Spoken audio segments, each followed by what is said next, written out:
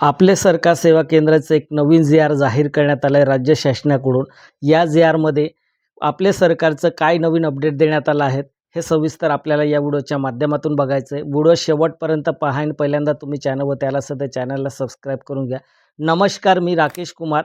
आज आपण आपले सरकारचा एक जो नवीन जी-आर राज्य शासनाने जाहीर केला आहे, तो आपल्याला बघायचा आहे. चला तर आपण जी-आर पाहूया. आपले सरकार सेवा केंद्राकरिता राज्यव्यापी समान पायाभूत सुविधा मानके व सहनियंत्रण कार्यप्रणाली निश्चित करण्याबाबत जी-आर दिनांक 23 जून 2026ला महाराष्ट्र शासनाकडून जाहीर करण्यात आला आहे.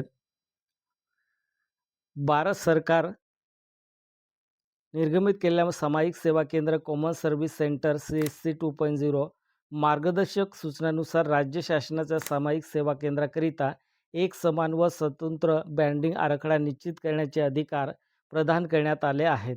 त्यानुसार राज्य शासनाने आपले सरकार सेवा केंद्र, आपले सरकार नागरिक सेवा केंद्र व आपले सरकार ग्रामपंचायत सेवा केंद्र यांचे मोठे जाळे निर्माण केले आहे.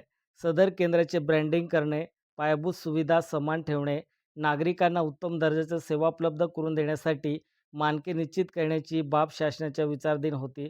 त्यानुसार शासन खालीलप्रमाणे निर्णय घेत आहेत. शासन निर्णय. राज्य शासन आपले सरकार सेवा केंद्रामार्फत नागरिकांना विविध सेवा उपलब्ध करून देत आहे. केंद्रामार्फत नागरिकांना दर्जेदार व गुणवत्तापूर्ण सेवा मिळवण्यासाठी आपले सरकार सेवा केंद्रातील भौतिक व तांत्रिक पायाभूत सुविधा तसेच केंद्राचे ब्रँडिंग करण्यासाठी खालीलप्रमाणे निश्चित निर्देश देण्यात येत आहेत. एक समान नामकरण.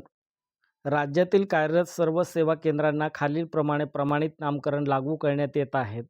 पहिला आपले सरकार सेवा सेतू केंद्र, दुसरं आपले सरकार सेवा केंद्र, तिसरं आपले सरकार ग्रामपंचायत सेवा केंद्र, चौथं आपले सरकार नागरिक सेवा केंद्र. महानगरपालिका, नगरपालिका व नगरपंचायत कार्यक्षेत्रातील व नमूद केलेल्या नामकरणाव्यतिरिक्त अन्य कोणतेही नामकरण किंवा नामपद्धती वापरता येणार नाही.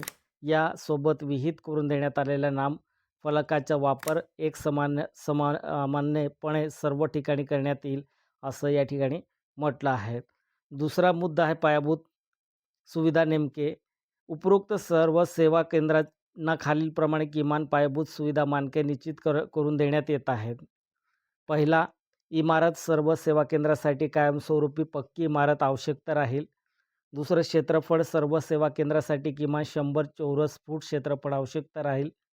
तिसरं, वीज पुरवठा. सर्व सेवा केंद्रामध्ये बॅकअप सुविधासह अखंडित वीज पुरवठा आवश्यकता राहील. संगणक लॅपटॉप. किमान एक संगणक लॅपटॉप चालू स्थितीत उपलब्ध असणे आवश्यकता आहे. 5, प्रिंटर व स्कॅनर प्रत्येकी किमान एक चालू स्थिती उपलब्ध असणे आवश्यकता आहे. बायोमेट्रिक उपकरण. किमान एक चालू स्थिती उपलब्ध असणे आवश्यकता आहे. 7, वेब कॅमेरा. किमान एक चालू स्थितीत उपलब्ध असणे आवश्यकता आहे. इंटरनेट जोडणी. ग्रामीण भागासाठी किमान 10 Mbps व नागरी भागासाठी किमान 10 Mbps स्पीड विश्वासार्ह इंटरनेट जोडणे उपलब्ध असणे आवश्यकता आहे. 9, प्रकाश व्यवस्था. इमारतीमध्ये पुरेशी प्रकाश व्यवस्था असावी. 10, बैठक व्यवस्था. ग्रामीण भागासाठी किमान 2 व्यक्तींसाठी व नागरी भागासाठी किमान 4 व्यक्तींसाठी बैठक व्यवस्था तसेच केंद्र चालक व कर्मचारी यांना बसण्यासाठी आवश्यक ते टेबल खुर्च्या उपलब्ध असणे आवश्यकता आहे. 11, पिण्याचे पाणी. सर्व सेवा केंद्रात स्वच्छ पिण्याच्या पाण्याची सोय उपलब्ध असावी. आणि 12, दिव्यांगांसाठी सुविधा. सेवा केंद्रात दिव्यांगांसाठी प्रवेश व बैठक व्यवस्था सुलभ व अनुकूल असावी. तिसरा मुद्दा आहे अंतर्गत माहिती. आपल्याला एवढी सुविधा असणे हे आपल्याला आवश्यकता आहे. आपण जेवढी सुविधा पाहिलं तर ते आपल्याला त्या ठिकाणी नाव चेंज करता येणार नाही. जे फलक दिले जाणार आहेत त्याच नावाने आपल्याला लावायचं आहे. नावसुद्धा त्या ठिकाणी अनाउन्समेंट केले आहेत.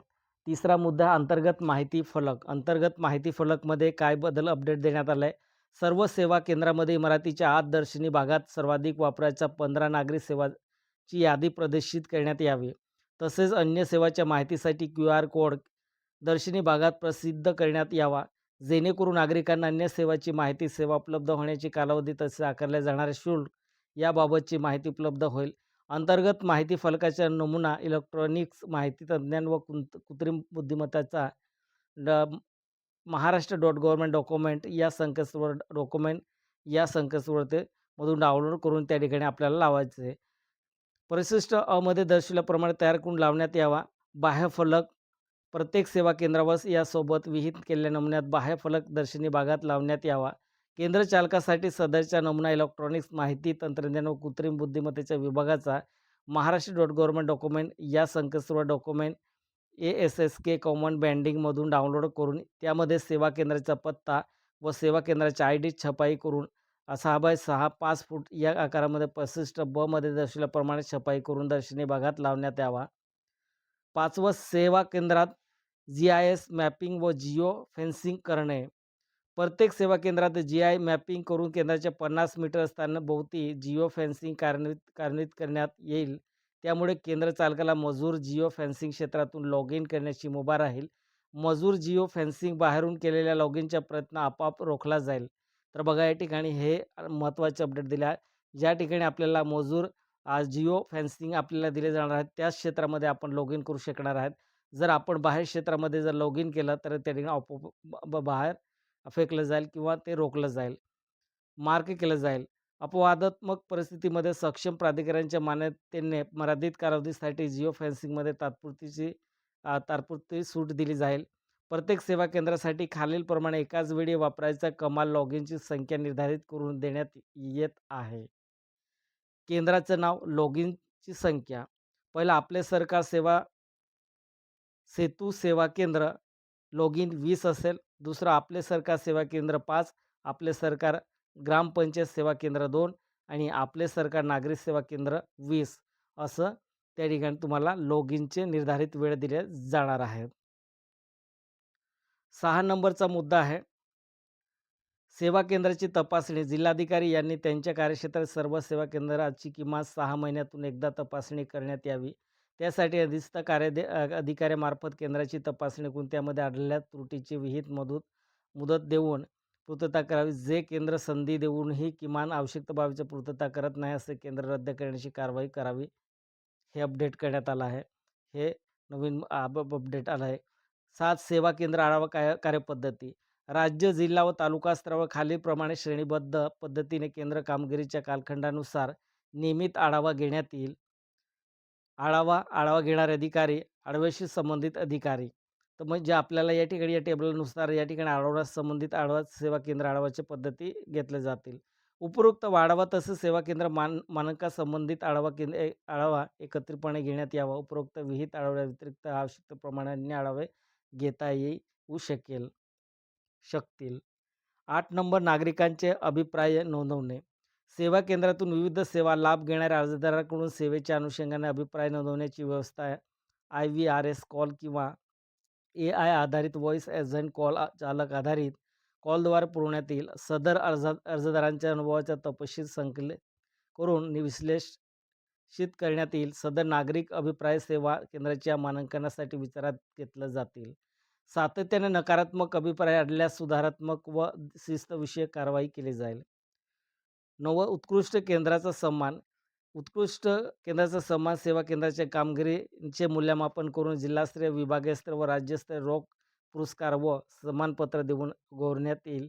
याबाबत सविस्तर सूचना स्वतंत्रपणे निर्गमित करण्यात येतील. 10 नंबर, अनुपालन कालमर्यादा. सदर शासन निर्णयाची अंमलबजावणी करून आवश्यकता, पायाभूत व तांत्रिक सुविधा याबाबतचे अनुपालन करण्यासाठी सेवा केंद्रांना 30 सप्टेंबर 2026 पर्यंतची कालमर्यादा निश्चित करून देण्यात येत आहे. त्यानुसार सेवा केंद्रांनी आवश्यक कारवाई करून आपले सेवा केंद्र अद्ययावत करावे. 11. नवीन सेवा केंद्रांना मान्यता. सदर शासन निर्णयानुसार निश्चित करून देण्यात आलेल्या निष्कर्षाची पूर्तता करणाऱ्या केंद्रांना मान्यता दिली जाईल यांची जिल्हाधिकारी यांनी खात्री करावी. 12. शासन निर्णयानुसार लोकसंख्येनिहाय आपले सरकार सेवा केंद्र मंजूर करणे तसे काही कारणास्तव ते रद्द केल्यास विहित प्रक्रियेचा अवलंब करून 90 दिवसात सदर आपले सरकार सेवा केंद्र सुरू होईल याची जिल्हाधिकारी यांनी दक्षता घ्यावी. 13. प्रत्येकी ग्रामपंचायतमध्ये आपले सरकार सेवा केंद्र राहतील व नियमानुसार सेवा देतील याची दक्षता मुख्य कार्याधिकारी जिल्हा परिषद यांची राहील. तर आपल्याला हे कोणाचं निगराणीमध्ये आपल्याला काम करावं लागेल. हे आपले सेवा केंद्रामध्ये आता हे नवीन अपडेट देण्यात आलं आहे. या पद्धतीने आपल्याला दिले जातील. आपले सरकार बघा, हे तुम्हाला 3 याच नावाने तुम्हाला फलक लावायचं आहे. जर आपल्याला आपले सरकार सेवा सेतू सेवा केंद्र, महाराष्ट्र शासन सर्व सेवा उपलब्ध आहे. या पद्धतीने तुम्हाला फलक तयार करायचं. जसं आहे तसंच फलक तुम्हाला या ठिकाणी तयार करायचं आहे. दुसरा फलक आहे आपले सरकार सेवा केंद्र म्हणजे महाराष्ट्र शासन सर्व सेवा उपलब्ध आहे. या पद्धतीने दुसरा आहे ग्रामपंचायत सेवा केंद्र, महाराष्ट्र शासनाची सर्व सेवा उपलब्ध आहे. असं या ठिकाणी तुम्हाला फलक लावावा लागेल. नंतर आपले सरकार नागरी सेवा केंद्र, महाराष्ट्र शासनात सर्व सेवा येथे उपलब्ध आहे. असं याच पद्धतीने तुम्हाला हे फलक तयार करावे लागतील. जास्तीत जास्त आपल्या मित्रांना हा व्हिडिओ नक्की शेअर करा आणि जाता जाता चॅनल सबस्क्राईब आणि बेल आयकॉन प्रेस करून ठेवा. धन्यवाद.